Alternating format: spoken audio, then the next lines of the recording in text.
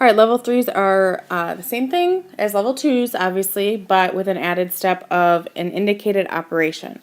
So we are either talking about multiplication or division with fractions. So let's take a look at two examples that deal with just numbers, and then we'll relate them to things that deal with exponents and variables. So in letter A, I have 3 over 4 times 16 over 24. And if you remember from a long time ago, when you first learned to multiply fractions, you were asked just to multiply straight across. And that's something that you can still do, and then always hit the math enter button to get a simplified fraction. You can still do that. What I want to make you aware of is that if I am multiplying two fractions, I can cross simplify. Meaning if I see the 4 and the 16, obviously 4 goes into 16, 4 will go into 4 once, and 4 will go into 16 4 times. And then obviously I can see the 3 and the 24, I can simplify as well. 3 goes into 3 once, and 3 goes into 4 8 times. So now if I multiply straight across, I have 1 times 4, which is 4, and 1 times 8, which is 8. And then this is easier to simplify. I can simplify it as 1 over 2.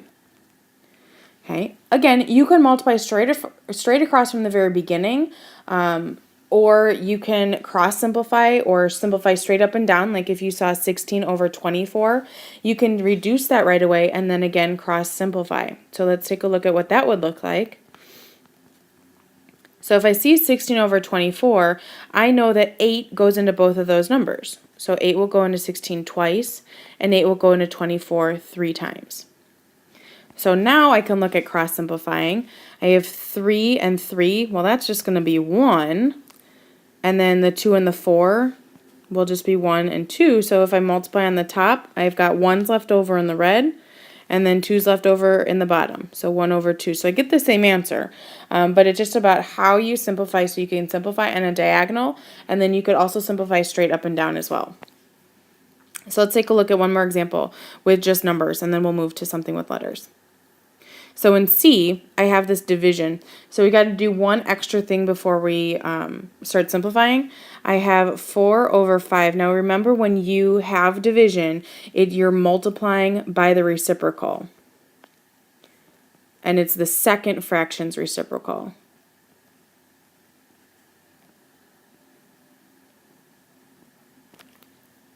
So I'm going to take 4 over 5. That's going to stay the same. I'm going to take the second fraction and flip it. 25 over 12. And I'm going to multiply now. So it's the same idea as the first one. So either I can multiply straight across, 4 times 25, 5 times 12, and then put in my calculator and get a simplified fraction. Or I can do it by hand, and I can simplify. I see that 5 and 25 on the diagonal. 5 goes into 5 once. 5 goes into 25 5 times. Same thing with the 4 and the 12. 4 goes into 4 once, and 4 goes into 12 3 times. So if I multiply straight across, 1 times 5 is 5, and 1 times 3 is 3. My simplified fraction is 5/3. Okay, so now let's take those two examples and talk about something like B and D. So obviously I've got two fractions. I've got x over 3x squared minus 9x, and then x minus 3 over 2x squared plus x minus 3. What I want to do is I see in the denominators that I've got an x squared. I probably am going to have to factor those. So I'm going to go ahead and do that separately. So I have x over greatest common factor of 3x, x minus 3 here, and then multiplied by x minus 3. This is going to be a 2x plus 3 minus 1. Okay, so I'm still multiplying. I'd like to write it like this so it looks a little bit more similar to something I saw in level 2. So I'm going to multiply the tops together, but not FOIL them. I'm not going to multiply it into x squared minus 3x. I'm going to leave it as x times x minus 3. And then the denominator, I'm going to write all of this. 3x times x minus 3 times 2x plus 3 times x minus 1. Okay, and now I'm going to look at what I can simplify. Because everything is being multiplied in the top, the x times x minus 3, I can eliminate the x minus 3 on the top and the x minus 3 in the denominator. I can also simplify the x's, the x on the top and the x on the bottom, which means on the top, I'm not left with nothing. Remember, there's always an imaginary 1 there. And then in the denominator, I'm going to write everything that I haven't crossed off. So the 3, the 2x plus 3, and the x minus 1. And please don't rewrite them and FOIL the denominator all out. You can leave it just like that. All right, looking at D, I see the division sign in between, so that means I've got to flip the fraction, multiply by the reciprocal in the second one.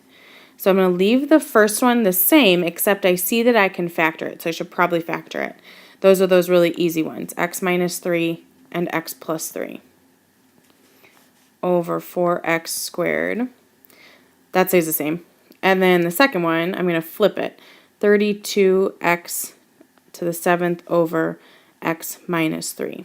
And again, I'm going to rewrite it so it looks like a level 2 question. You don't have to do this. I just think sometimes it helps us see the connection between things, between levels.